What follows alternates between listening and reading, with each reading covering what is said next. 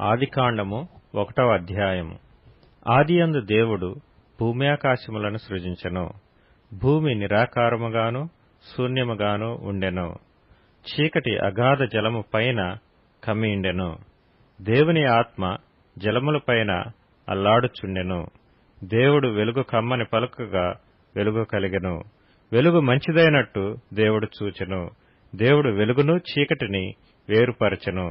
దేవుడు వెలుగునకు పగలనియు చీకటికి రాత్రి అనియు పేరు పెట్టెను. అస్తమయమును ఉదయమును కలగగా ఒక దినమాయెను. మరియు దేవుడు జలముల మధ్యనొక విశాలము కలిగి ఆ జలములను ఈ జలములను వేరుపరచును గాకని పలికెను. దేవుడు ఆ విశాలము చేసి విశాలము క్రింద జలములను విశాలము మీది జలములను వేరుపరపగా ఆ ప్రకారమాయెను. దేవుడు ఆ విశాలమునకు ఆకాశమని పేరు పెట్టెను. అస్తమయమును ఉదయమును కలుగగా 2వ దినమాయెను. దేవుడు ఆకాశము క్రిందనున్న జలములో ఒకచోటనే కూర్చబడి ఆరిన నేల కనబడునుగాకని పలకగా ఆ ప్రకారమాయెను. దేవుడు ఆరిన నేలకు భూమి అని పేరు పెట్టెను. జలరాశికి ఆయన సముద్రములని పేరు పెట్టెను. అది మంచిదని దేవుడు చూచెను.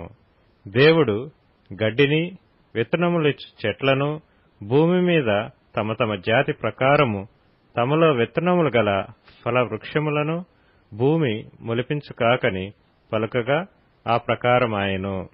భూమి గడ్డిని తమ తమ జాతి ప్రకారము విత్తనములిచ్చు చెట్లను తమ తమ జాతి ప్రకారము తమలో విత్తనములు గల ఫల వృక్షములను మొలిపింపగా అది మంచిదని దేవుడు చూచెను. అస్తమయమును ఉదయమును కలగగా 3వ దినమాయెను.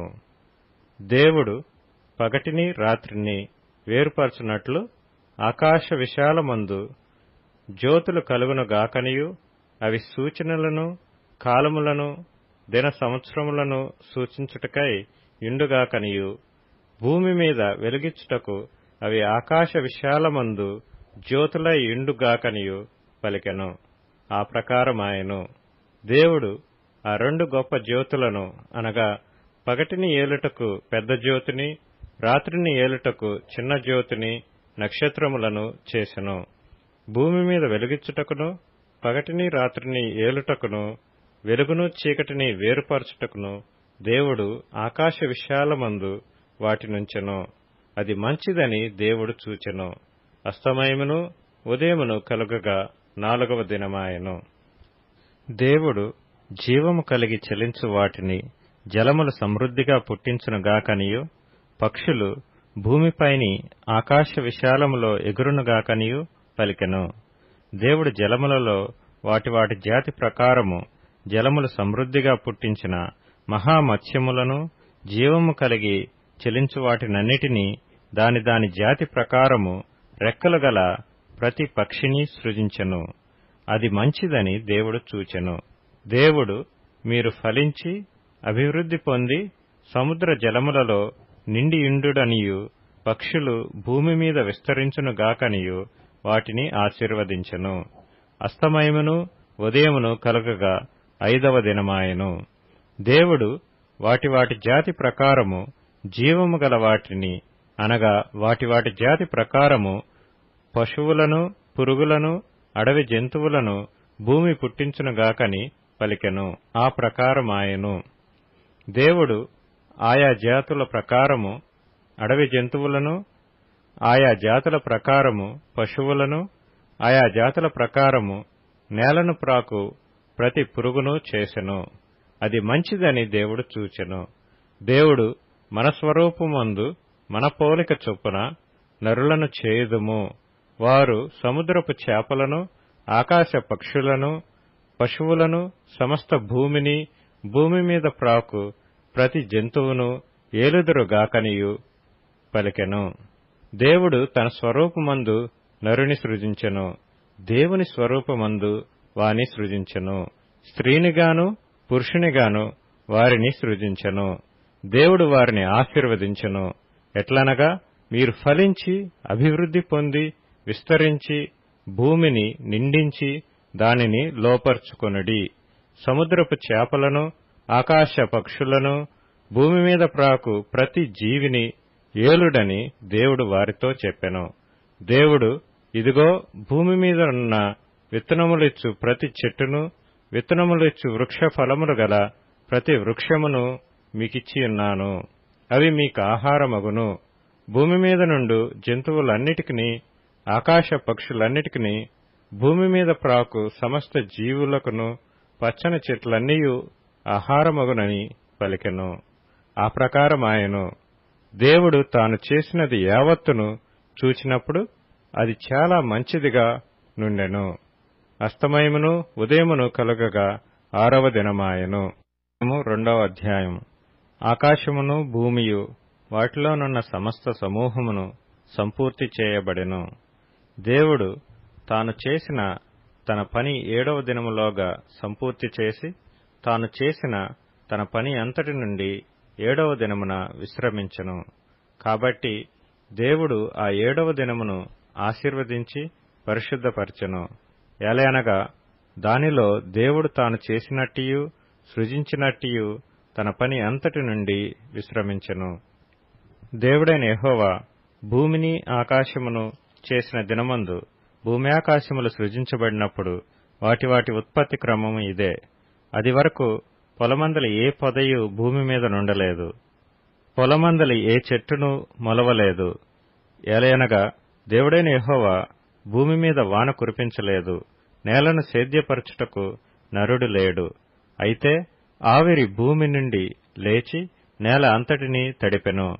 దేవుడైన యెహోవా నేల మంటితో నరుని నిర్మించి వాని నాసికా రంధ్రములలో జీవవాయువును ఊదగా నరుడు జీవాత్మ ఆయెను. దేవుడైన యెహోవా తూర్పున ఏదెనులో ఒక తోట వేసి తాను నిర్మించిన నరుని దానిలో ఉంచెను. మరియు దేవుడైన యెహోవా చూపునకు రమ్యమైనదియు ఆహారమునకు మంచిదియునైన ప్రతి వృక్షమును, ఆ తోట మధ్యను జీవ వృక్షమును, మంచి చెడ్డల తెలివినిచ్చు వృక్షమును నేల నుండి మొలిపించెను. మరియు ఆ తోటను తడుపుటకు ఏదెనులో నుండి ఒక నది బయలుదేరి అక్కడి నుండి చీలిపోయి 4 శాఖలాయెను. మొదటి దాని పేరు పీషోను. అది హవీలా దేశమంతటి చుట్టూ పారుచున్నది. అక్కడ బంగారమున్నది. ఆ దేశపు బంగారము శ్రేష్టమైనది. అక్కడ బోళమును గోమేధికములను దొరుకును. రెండవ నది పేరు గీహోను. అది కూషు దేశమంతటి చుట్టూ పారుచున్నది. మూడవ నది పేరు హిద్దెకెలు. అది అష్షూరు తూర్పు వైపున పారుచున్నది. 4వ నది యూఫ్రటీసు. మరియు దేవుడైన యెహోవా నరుని తీసుకొని ఏదెను తోటను సేద్యపరచుటకును దాని కాచుటకును దానిలో ఉంచెను. మరియు దేవుడైన యెహోవా, ఈ తోటలోనున్న ప్రతి వృక్ష ఫలములను నీవు నిరభ్యంతరముగా తినవచ్చును. అయితే మంచి చెడ్డల తెలివినిచ్చు వృక్ష ఫలములను తినకూడదు.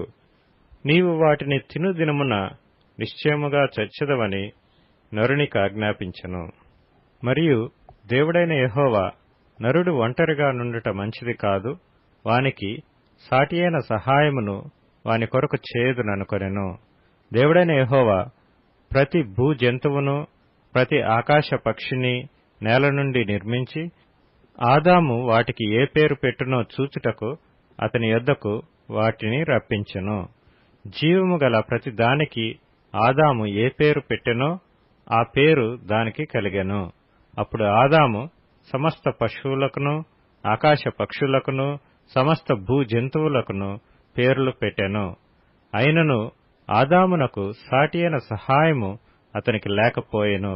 అప్పుడు దేవుడైన యెహోవా ఆదామునకు గాఢ నిద్ర కలుగచేసి అతడు నిద్రించినప్పుడు అతని ప్రక్కటెముకలలో ఒకదానిని తీసి ఆ చోటును మాంసముతో పూడ్చివేసెను. తరువాత దేవుడైన యెహోవా తాను ఆదాము నుండి తీసిన ప్రక్కటెముకను స్త్రీనిగా నిర్మించి ఆమెను ఆదాము నొద్దకు తీసుకొని వచ్చెను. అప్పుడు ఆదాము ఇట్లనెను, నా ఎముకలలో ఒక ఎముక, నా మాంసములో మాంసము, ఇది నరునిలో నుండి తీయబడెను గనుక నారి అనబడును. కాబట్టి పురుషుడు తన తండ్రిని తన తల్లిని విడిచి తన భార్యను హత్తుకొనును, వారు ఏక శరీరమై ఇందురు. అప్పుడు ఆదామును అతని భార్యయు వారిద్దరూ దిగంబరులుగా నుండిరి. అయితే వారు సిగ్గు ఎరుగక యుండిరి.